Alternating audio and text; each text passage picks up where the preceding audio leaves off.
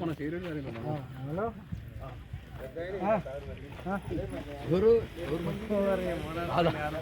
ఇలా ప్రోగ్రామ్ అయితే నువ్వు రారా అంటే ఏంటి ఎమ్మెల్యే గారు ఇక్కడ చేయగలుగుతాను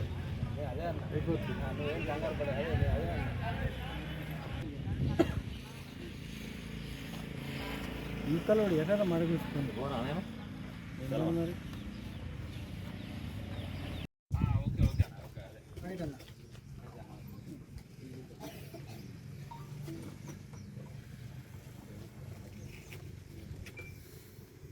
లాంగ్ షాట్లో ఇల్లు తీరా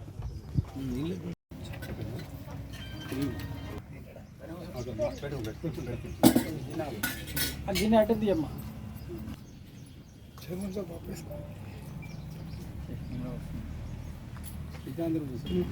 అదే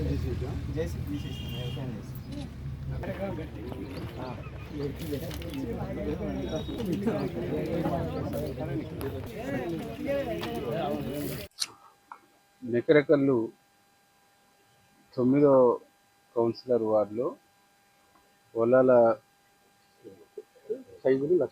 ఒలాల లక్ష్మమ్మ గారు సైదులు వీళ్ళ రేషన్ కార్డు మీద నలుగురు ఉన్నారు. 4 ఆరులో 24 కేజీల సన్నబియ్యం రావటం జరిగింది. ఈ సన్నబియ్యం వచ్చినటువంటి సంతోషంలో ఆనందంలో వాళ్ళు మమ్మల్ని పిలిచి భోజనం పెట్టడం జరిగింది.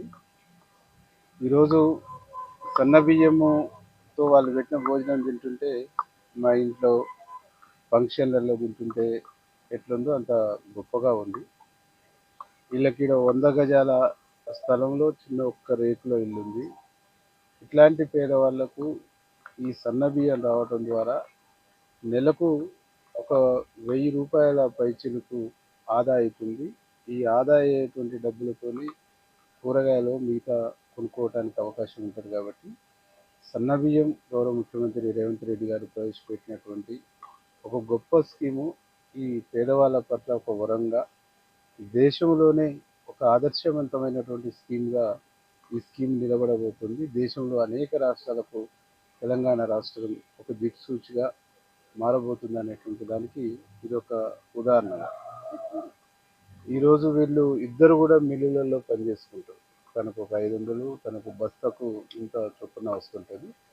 ఇలాంటి పేదవాళ్లకు ఈరోజు సన్నబియ్యం అనేటువంటిది గొప్ప వరంగా భావిస్తారు. ఈ స్కీమ్ కంటిన్యూ కావాలి, ముఖ్యమంత్రి గారు చల్లగా ఉండాలనేటువంటిది వాళ్ళందరూ దీవిస్తారు. నేను కూడా నన్ను పిలిచి అన్నం పెట్టిన ఈ కుటుంబానికి మనస్ఫూర్తిగా కృతజ్ఞతలు, ధన్యవాదాలు తెలియజేస్తూ స్వయంగా సన్నబియ్యం తినేటువంటి అవకాశం కల్పించినటువంటి మా సైదులు లక్ష్మక్క గారికి, వాళ్ళ కొడుకు శివ, పాప శిరీష వీళ్ళందరికీ ధన్యవాదాలు.